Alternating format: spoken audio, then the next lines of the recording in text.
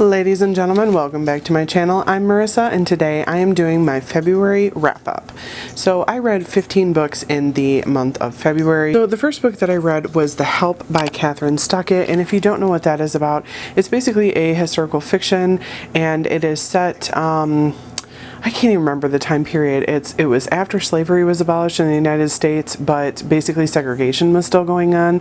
So this book is told from the point of view from the African American maids that were working in white household and raising white children and basically taking care of these families. And the whole premise of the book is the maids telling their side of the story, telling how they were treated. Some of them were treated really well and a lot of them were treated like crap. So basically they were putting their story out there, and that's what the book is about. The book is about them putting their story out there in a book format. And this is not the first time that I've read this book. This was a reread for me, and I ended up listening to this on audiobook. But let me just say, this book is amazing. It is beautiful, especially the audiobook is very, the characters are very distinct, the voices are very distinct. It's rich and wonderful. And if you guys have not read this book, you definitely need to check this book out. So I did end up giving this book a 5 stars. So the next book that I read was The Wicked King by Holly Black, and this is the second book in the Folk of the Air trilogy. And I ended up giving this book a 4 stars. I'm not going to go too into depth on this because I kind of went in and told you guys what The Cruel Prince was about, so obviously there would be spoilers if I talked about this one. So is The Queen of Nothing by Holly Black. So anyway, I gave this book a 4 stars also, and obviously this is the third book in the trilogy, and I heard people say that they did not like this book, even people who liked the other two, and I don't understand that. Like, I would really like a spoiler review for these on why people didn't like this third book, because I thoroughly enjoyed it. I read them, all 3 of them, back to back, and I thought they were great. So the next book that I read was Winter on audiobook, and that is by Marissa Meyer, and I ended up giving that one a 4 stars. That is the 4th book.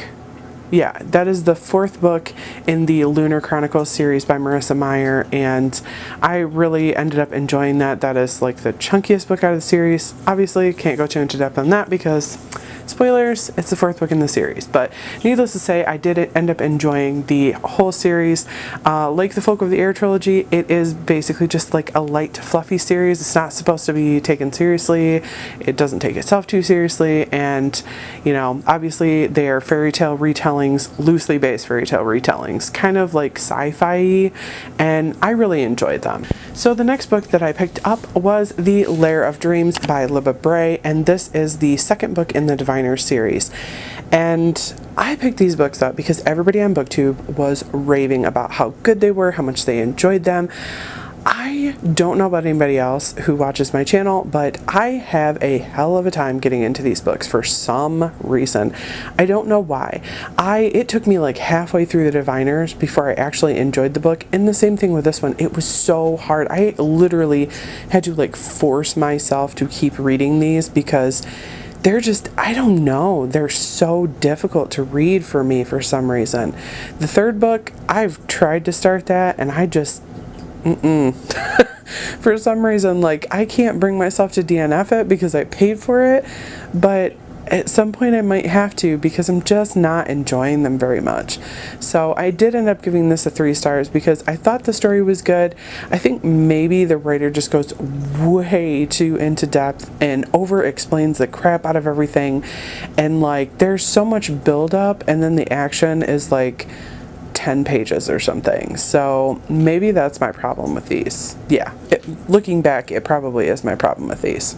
So the next book that I read was Stalking Jack the Ripper by Kari Maniscalco, and I loved this book. It's like a Sherlock Holmes retelling almost, but the main character is not Sherlock Holmes.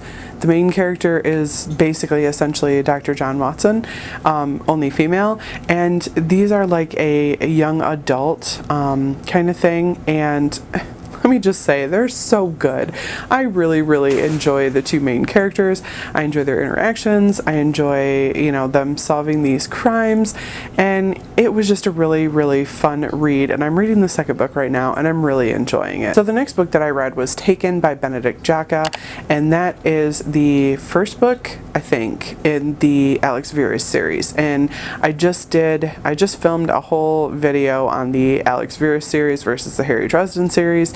Basically, Alex Verus is a mage, and he is living in London, and he has to contend with magical enemies, and I think they're so comparable to the Harry Dresden books, and I think they're amazing. They're very short books, but you get a lot of character development in there, and it's like all action the whole time, so you're never ever bored, and it flies by so fast. I ended up listening to this on audiobook, so it really flew by fast because they're only like 10 hours long or something. It only took me like 2 days to finish these books.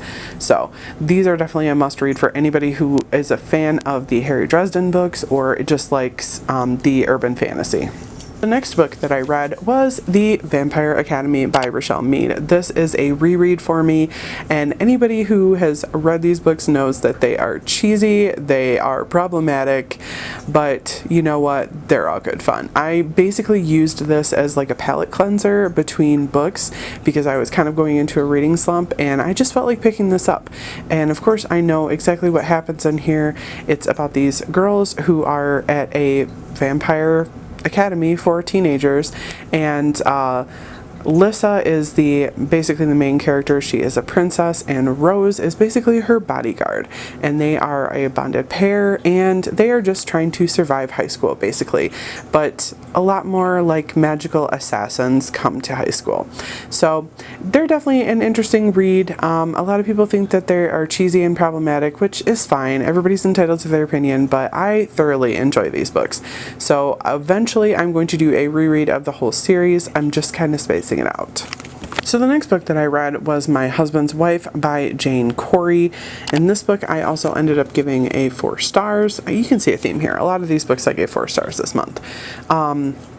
So this one was about a husband and wife who were basically living in a crappy little 1-bedroom apartment, and of course they're having marital problems. Well, at some point they volunteer to watch the neighbor's daughter. The neighbor is working, or so they think. So they are watching the daughter, and the husband of this woman is an artist, and he really like gets inspired by drawing this little girl. Well, years later, this girl ends up coming back into their lives, and basically she kind of holds them to blame for all of her problems. So of course chaos ensues, and it's definitely an interesting book. Like, you find out at the beginning that somebody is dead or dying, but you don't know who, and you end up finding it out in the end, and right at the end, and boy, is it kind of a surprise. So I did really end up enjoying these books, or this book. It's really not my usual sort of read, but I thought the premise was interesting, so I picked it up, and it was a fast read. I think I ended up reading the entire book in 1 day. So yeah, it was pretty good. So the next book that I read was Heartless by Marissa Meyer, and if you guys know what this one is, it's been talked about a lot on BookTube. This is the origin story of the Queen of Hearts, and it is a sad story. It is a messed up story. I have to say I really thoroughly enjoyed it until the end. I just, like, you know where it's going, because obviously the Queen of Hearts is a bad guy or a bad gal, and I just thought that her whole character arc, like, I understand why she ended up the way that she ended up, but not to that extent. Like, the situations that she got into, it was like, most of those were your fault, not somebody else's, so you acting that way, I just don't think it really explained, you know, the situation really didn't explain her character at the end, and, you know, why she is the way she is. I just don't think it's very believable. So I did enjoy most of it, just not like the ending. So the next book that I read was The Dead Queen's Club by Hannah Capin, and that I have been recommended quite a few times because I love Henry VIII and his 8 wives. Well, I don't love Henry VIII, but I love reading books about Henry VIII and his 6 wives. And so this one was like a contemporary, it was a high school setting, and the wives and Henry were all teenagers. And it kind of played out like, you know, a murder mystery kind of thing. Oh man, it was really enjoyable. Like, most of it was like, I don't really see that happening in high school, but you know, I mean, for what it was a really good book. I definitely thoroughly enjoyed it. I did end up only giving it a 3 stars just because, like I said, I just didn't think it was all that believable, but I don't regret reading the book whatsoever. So the next one is The Taming of the Queen by Phillipa Gregory, and I buddy read this with Berna over at Berna's Bookish Adventures, and this is the story of Katheryn Parr, which is Henry VIII's 6th and final wife, the only one who outlives him, and her story is, I have to say, like, she's always been my least favorite of his queens. I always thought she was just boring and like there was just nothing to her. But you know, reading this book really gave me a whole different perspective. A lot of the character traits that Phillipa Gregory gave her, I didn't necessarily like and or agree with, just because I've read so many other historical fictions where I kind of have this idea of what each of his wives' personality is actually like. So I didn't really like the way that she was portrayed 100% in these books, but I understood the story, and the story was true to where history actually is. So I thought it was really good, and it is very graphic. I mean, when they say Taming of the Queen, they really mean, like, this poor woman basically gets harangued into marrying the king, and then she slowly, over 3 or 4 years, gets abused and beaten down and browbeat so badly that she literally can do nothing but fully agree with the king and kiss his ass 24/7. Otherwise, she's gonna die. Like, it's that serious, because this dude has killed multiple wives and divorced multiple wives and neglected a wife. I mean, you know, it's serious. So yeah, I mean, I did really enjoy reading this book, and of course it makes it all that much better when you can buddy read with somebody. So yeah, I gave this book a 4 stars also. So the next 2 are Cursed and Fated, also by Benedict Jacka, and these are 2 and 3 in the Alex Vera series, I think. I don't know. I read 3 of the books in the Alex Vera series. Man, I can't talk again. And I did end up giving them all a 4 stars, and I'm not going to explain what happens in the 2nd and 3rd book because spoilers if you ever want to read it, but let me just say they did not disappoint. They held up pretty true to the 1st book. They continued on the storyline, they advanced the characters, you got to know them even more, so these are definitely good books also. The 15th and final book that I read this month was Ashlords, and this is by Scott Reintgen, and I know his name looks like a Reintgen, but his website it's pronounced Reintgen.com. Literally, that's what his website is, which I thought was hilarious.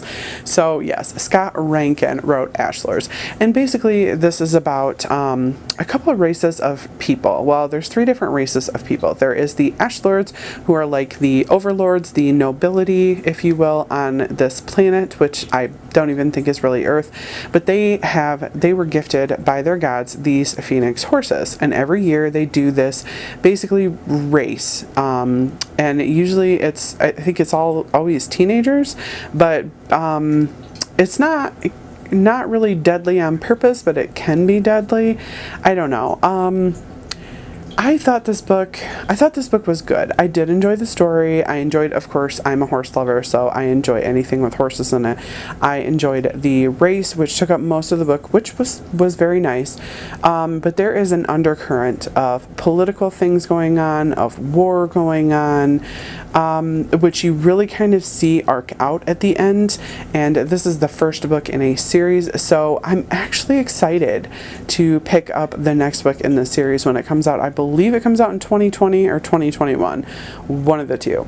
So yeah, I'm definitely excited to pick up the next book in this series because I am excited to kind of see where this goes.